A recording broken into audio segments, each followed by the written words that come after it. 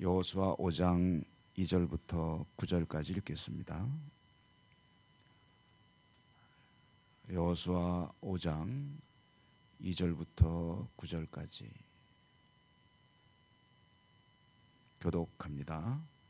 그때 여호와께서 여호수아에게 이르시되 너는 부싯돌로 칼을 만들어 이스라엘 자손들에게 다시 할례를 행하라 하시매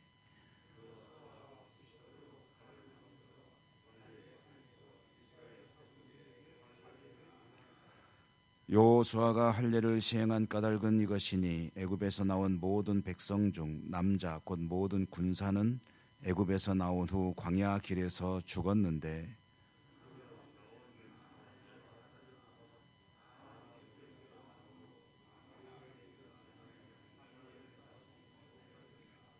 이스라엘 자손들이 여호와의 음성을 청종하지 아니하므로 여호와께서 그들에게 대하여 맹세하사 그들의 조상들에게 맹세하여 우리에게 주리라고 하신 땅 곧 젖과 꿀이 흐르는 땅을 그들이 보지 못하게 하리라 하시매 애굽에서 나온 족속 곧 군사들이 다 멸절하기까지 40년 동안을 광야에서 헤매었더니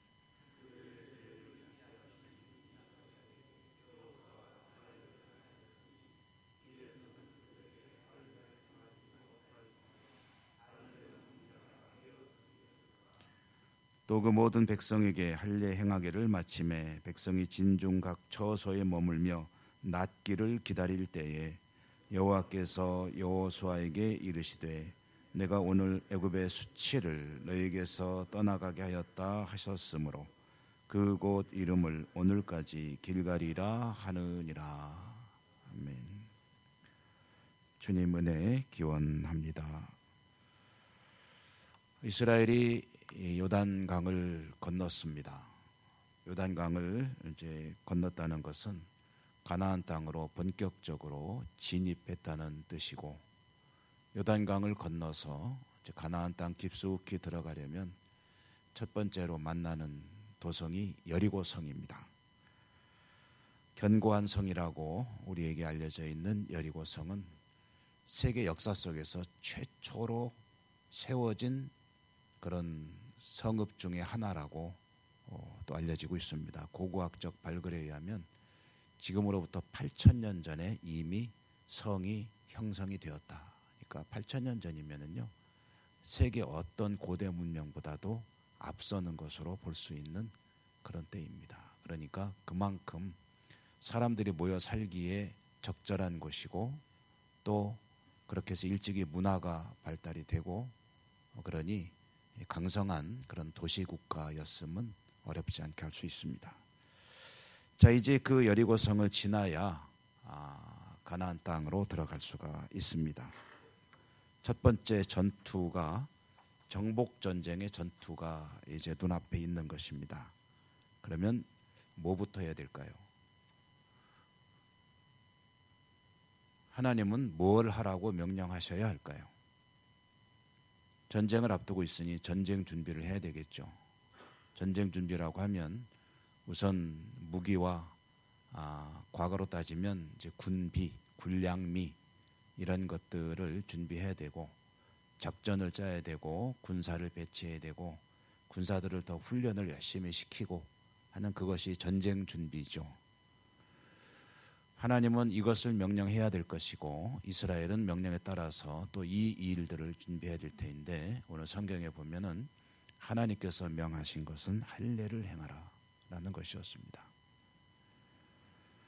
할례라는 것은 하나님께서 아브라함에게 처음으로 명령한 것이고, 할례를 행한다는 것은 그가 하나님의 백성이라는 것을 입증하는 그런 징표였습니다. 영적으로는 대단히 중요한 일입니다. 이 할례를 왜 갑자기 명하시느냐 하면은, 오늘 여러분 같이 읽으셨는데, 이스라엘 백성들이 이집트에서 나올 때, 애굽에서 나올 때 그 나온 어른들은, 그 당시 남성들은 다 할례를 받았다는 거죠. 그런데 그들이 광야에서 이제 40년을 보내는 동안에 그들의 불순종으로 인하여 하나님은 기성세대를 다 이제 그 광야에서 생을 마치게 하셨습니다. 그리고 출애굽한 이후에 태어난 사람들만 광야의 생활을 이제 지내고 가나안 땅으로 들어가도록 하셨습니다. 그 결정적인 사건이 된 것이 나온 지 2년여 되었을 때 가데스 바네아에서 하나님께서 들어가라 하실 때 반역했던 그 일 때문인 것은 우리가 역시 잘 알고 있습니다.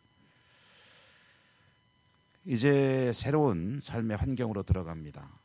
영적으로 심기일전해서 모두 다 할례를 받고 하나님의 백성임을 재확인하고 그리고 가나안 땅으로 들어가는 것은 대단히 의미 있는 일이고 중요한 일이라고 할 수 있을 것입니다. 그런데 이제 여기서 문제가 있는데 그건 뭐냐면 지금 때가 어느 때냐는 거죠. 상황이 어떤 상황이냐.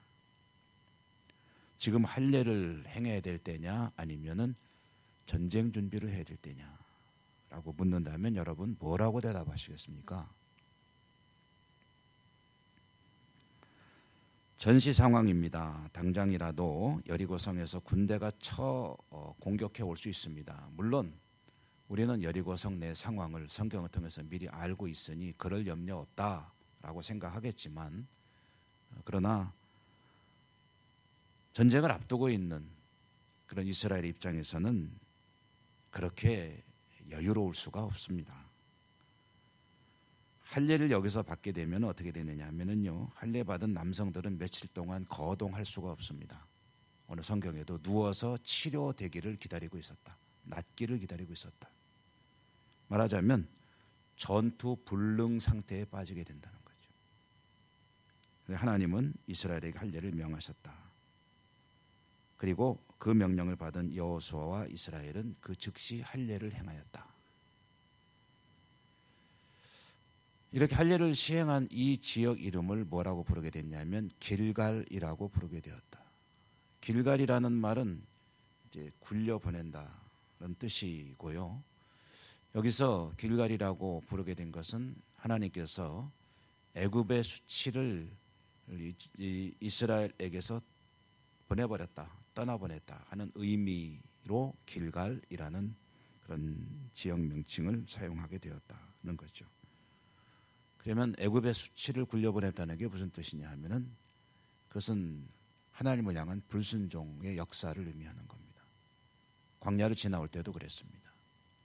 그러니까 이스라엘이 2년이면 들어갈 땅을 40년 걸려서 가게 된 그 모든 근본적인 원인은 하나님의 명령에 불순종한 것이었고, 하나님은 다시 한번 그들에게 일종의 테스트 겸 또 다짐을 하는 거죠. 다지는 것인데, 지금 이 상황에서 할례를 행하는 것이 도무지 맞지 않는 일이라는 것은 누가 봐도 다 압니다. 그런데 그것이 하나님의 명령이므로 따르느냐 안 따르느냐 하는 것은 이스라엘의 선택이죠. 이것은 우리들에게도 크고 작은 인생살이 가운데 크고 작은 여러 가지 어떤 갈림길에서 부딪히는 문제입니다. 자, 지금 여기서 하나님 말씀대로 할 것인가 아니면은 내가 판단하는 상황 판단을 따를 것인가. 일상 속에서도 수시로 일어나는 일입니다. 하나님은 믿음으로 신앙의 법칙을 하면은 이렇게 해야 되는데, 그런데 상식적인 판단으로는 내가 살아온 경험으로는 이렇게 해야 되고, 자, 그럼 어떻게 해야 되지? 여기에서 하나님께서 주시는 말씀이 중심이 되어 간다면 할례를 행하는 거고, 그리고 아이고 지금 도대체 아무리 하나님이라도 그렇지, 그럴 리가 없어. 그거는 하나님의 뜻하고는 관계없는 일이야라고 젖혀놓고 이거는 이렇게 가야 되라고 했는데, 알고 보니까 하나님은 틀림없이 명백하게 나에게 이것을 생각나게 하셨고, 그리고 생각하며 고민하게 하셨다라고 한다면은 거기서 이제 선택의 갈림길에 서게 된다는 거죠.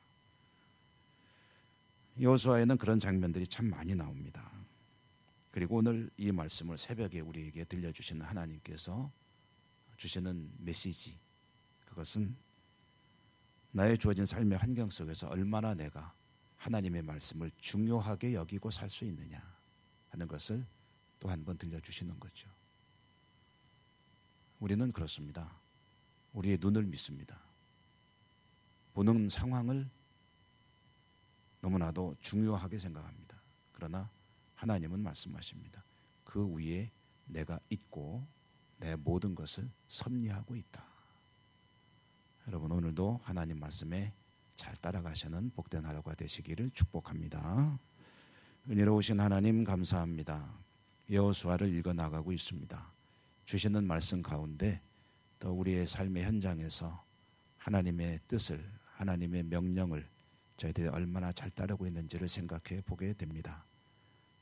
영안을 열어주시고 또 분별력을 더해 주셔서 은사를 주셔서 하나님 뜻을 잘 분별하게 해주시고 또 그 뜻을 잘 따라갈 수 있는 믿음의 용기도 더해 주시옵소서. 예수님 이름으로 감사하고 기도드립니다. 아멘. 하늘에 계신 우리 아버지, 아버지의 이름을 거룩하게 하시며 아버지의 나라가 오게 하시며 아버지의 뜻이 하늘에서와 같이 땅에서도 이루어지게 하소서.